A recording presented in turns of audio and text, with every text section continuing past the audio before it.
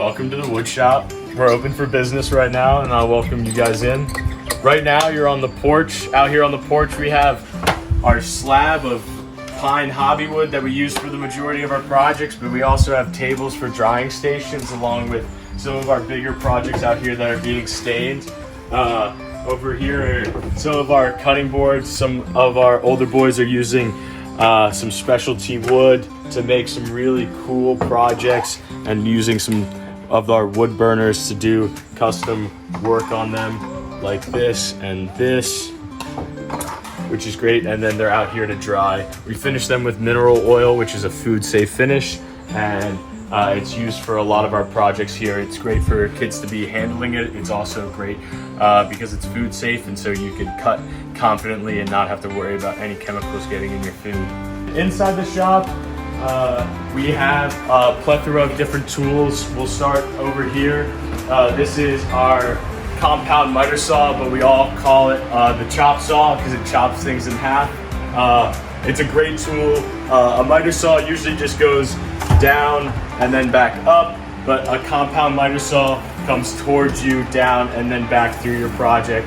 Our scroll saws are great for when you're doing a template on our wall and you have to do some of our more detailed,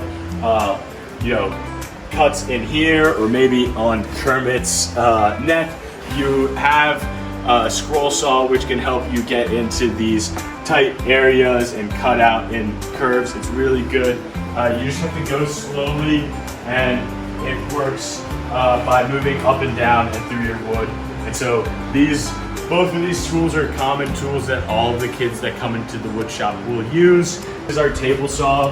This is one of the bigger and scarier tools for a lot of people. Current configuration we have it in now is something that we prefer that the staff only use. And then when we can change out this fin right here, we can put a full blade guard on it, and that's when it becomes a preferred method of use for the kids. Saw stop itself is a great piece of technology in woodworking. When you open up this blade cover right here, there is our blade, and then you have a cartridge down below. This cartridge down below, it has a system that it will detect if your finger comes in contact with the blade, and it will pull the blade down while simultaneously pushing that cartridge up, causing an instantaneous stop of our saw stop.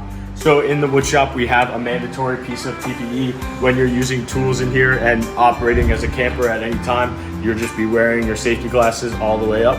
But when you're in here using tools and operating in a specialty cabin assigned or optional, you'll always be wearing your safety glasses.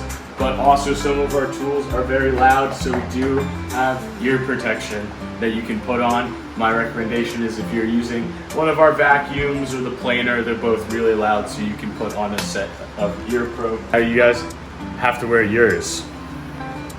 So this lathe right here is set up to make pens. So we take a piece of wood like this, we drill a hole through it, like so, and then you glue in a brass tube. Once you do that, you will fit it onto our lathe here and then turn it until you get a pen shape that you want. This gives the option for you to do all different kinds of shapes on your pen.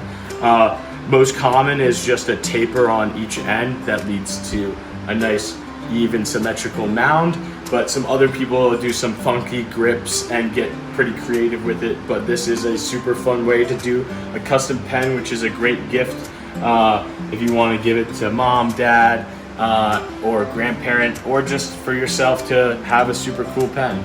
It's great to make a pen because then you can write your letters home. Over here we have a larger lathe that is currently set up for one of our bowls. So we have a few different boys working on bowl projects here. The way these bowls work is that you have a mitered angled, so you take a router and you angle it with a dovetail bit so that the chuck, as these teeth move outwards, will bite into this and hold it firmly as you work on the outside, and work on the inside as you slowly move material, creating the bowl shape. And so these are current projects that people are working on, and then some past projects of what it might look like if you were to get a little bit more further into the process. This still isn't finished, but that's further into the process. The bandsaw is great for using on specialty woods, and then we use it on our pen projects as well. Then we have our drill press and drill press sander. Our drill press is drill straight holes whenever you need it. This can be handy. So for example, in Main Idea, I had a boy come approach me about making a golf ball holder, and that meant having to drill 6 holes at the perfect diameter to be able to sit a golf ball into. We also have hand drills if we need to do stuff in bigger projects that might not fit into our drill press. We have drills to be able to use on that, and screwdrivers as well. Our sanders here, the drill press sander and our disc sander are really common. The disc sander is great for using on bigger projects, rounding out corners and doing some general sanding. And then when you get into some of the smaller nitty-gritty corners of a project, our drill press sander is really great for that. We did get a new donation of a tool. This is a belt sander. Next is our router. So our router is a really common tool. There's a lot of different possibilities that you can use our routers for. And our current router, we have this is our router bits. So we currently have this bit in there, so it takes off the corner and gives you a nice 45-degree angle on the end.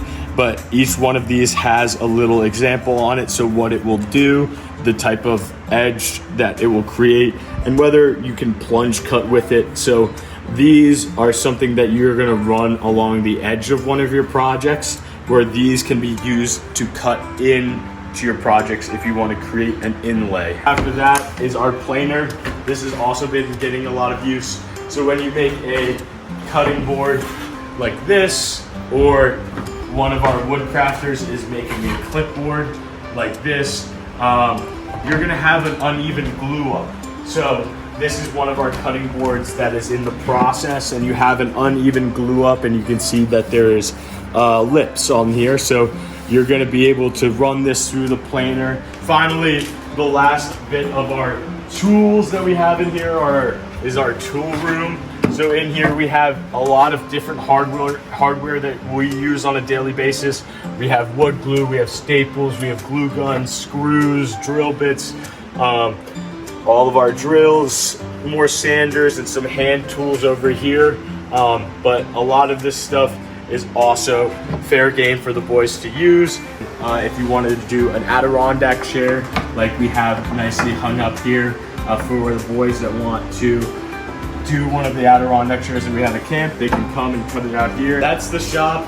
It's a really special place.